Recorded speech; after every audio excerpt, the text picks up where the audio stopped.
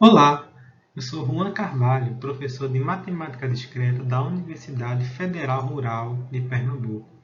Na aula passada, nós vimos uma introdução de conjuntos, definições e conceitos básicos. Na aula de hoje, nós vamos resolver duas questões envolvendo os conceitos de subconjuntos e conjuntos das partes. Nesse primeiro exercício, vamos provar a seguinte proposição. Se A é subconjunto de B, então o conjunto das partes de A será subconjunto do conjunto das partes de B. Para essa questão, vamos utilizar prova direta. Então, o método da prova direta sugere que a gente deve supor um antecedente.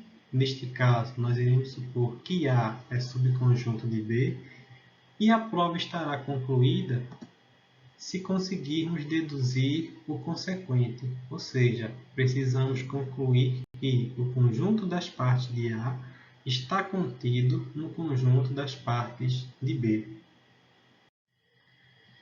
Colocamos já no começo o nosso ponto inicial, a suposição do antecedente, A é subconjunto de B, e também o nosso objetivo. Precisamos concluir que o conjunto das partes de A está contido no conjunto das partes de B. Colocamos isso já para termos um norte de aonde precisamos chegar, e esse norte irá nos guiar no decorrer da nossa prova. Então, vejam como isso já nos ajuda bastante. Como é que a gente prova que um conjunto qualquer é subconjunto de outro conjunto? Pela definição de subconjuntos, se quisermos mostrar que esse conjunto é subconjunto de um segundo conjunto, precisamos mostrar que, partindo de um elemento arbitrário do primeiro conjunto, a gente consegue concluir que esse mesmo elemento arbitrário também pertence ao segundo conjunto. Ou seja, vamos partir do princípio que x é um elemento qualquer do conjunto das partes de A, e agora o nosso objetivo se resume a concluirmos que x vai ser também um elemento do conjunto das partes de B.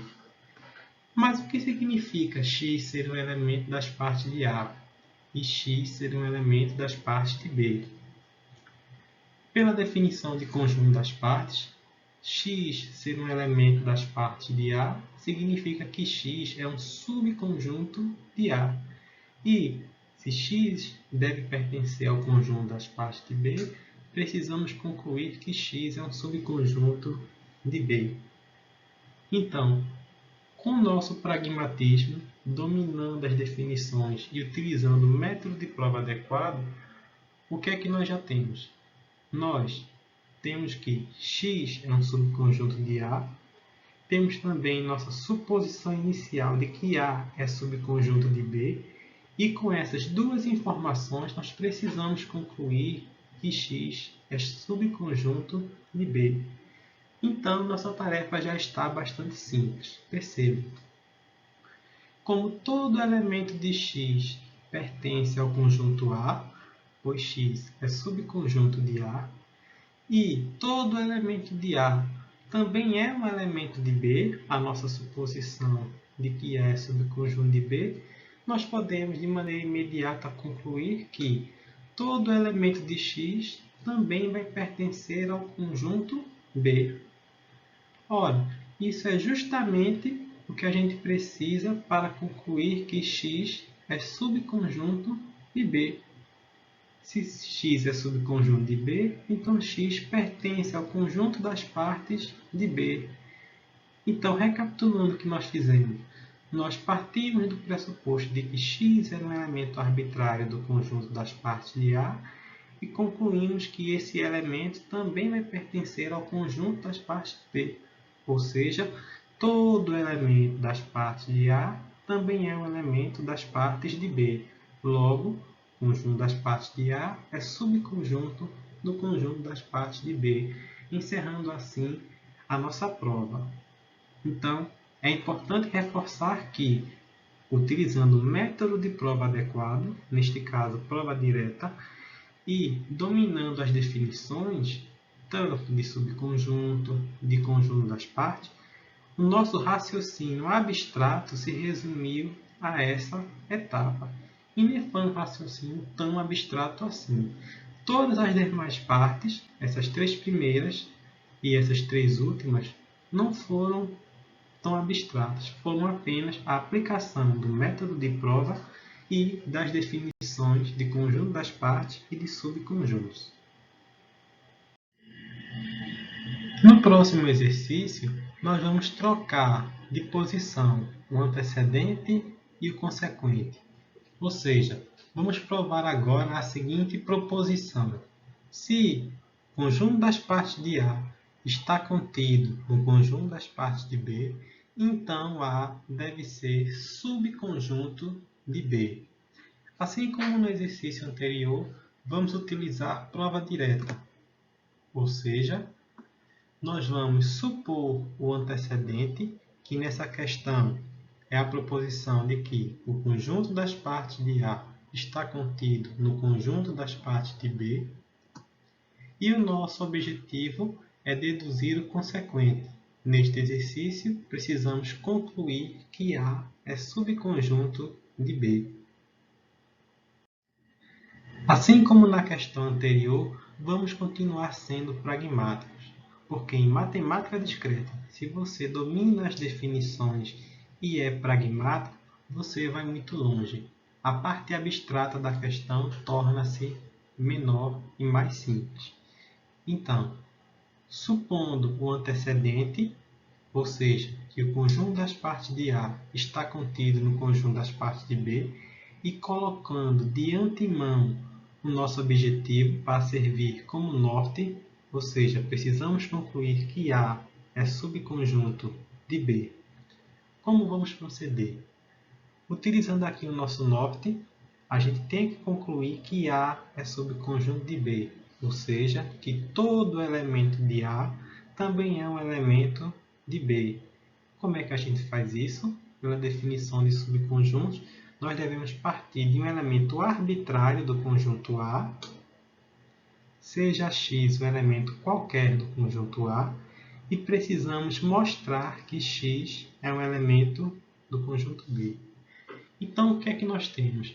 Nós temos um elemento do conjunto A, temos uma informação sobre o conjunto das partes de A e de B, e precisamos concluir que x é um elemento de B. Ora, para eu poder usar essa informação que envolve o conjunto das partes de A e o conjunto das partes de B, eu vou trabalhar nessa outra informação e tentar, e vamos transformá-la numa informação sobre o conjunto das partes. Vejamos isso. Se x é um elemento de A, o que é que isso significa, partindo para o nível de conjunto das partes? Isso significa que esse conjunto unitário, composto apenas pelo elemento x, ele é um subconjunto do conjunto A. Por quê? Porque todo elemento desse primeiro conjunto é um elemento do conjunto A. Ora, se esse conjunto está contido no conjunto A, a gente pode concluir que ele é um elemento do conjunto das partes de A. Então, agora, nós temos uma informação a nível do conjunto das partes de A. Eu tenho um elemento do conjunto das partes de A. E a gente sabe que todo elemento do conjunto das partes de A também é um elemento do conjunto das partes de B. Então, nosso problema está praticamente resolvido. Se o conjunto unitário com x é um elemento do conjunto das partes de A e todo elemento do conjunto das partes de A também é um elemento do conjunto das partes de B, essa é a nossa suposição, o que é que a gente pode concluir? Nós podemos então concluir que esse elemento também vai ser um membro do conjunto das partes de B. Ora, se o conjunto unitário com x é um elemento do conjunto das partes de B, isso significa que esse conjunto unitário ele é um subconjunto do conjunto B. Ora, Isso significa que todo elemento desse conjunto também é um elemento de B, mas esse conjunto possui apenas um elemento, ou seja, esse elemento único ele pertence ao conjunto B. E assim a gente conclui a nossa prova. Recapitulando, nós utilizamos prova direta, a gente supôs um antecedente e o nosso objetivo era deduzir o consequente. Para deduzir que A é subconjunto de B, a gente partiu de um elemento arbitrário de A e o nosso objetivo passou a ser mostrar que esse elemento arbitrário também pertence ao conjunto B. E como nós tínhamos uma suposição envolvendo os conjuntos das partes de A e de B, nós então processamos essa informação para o nível do conjunto das partes. E aí ficou simples de resolver a questão.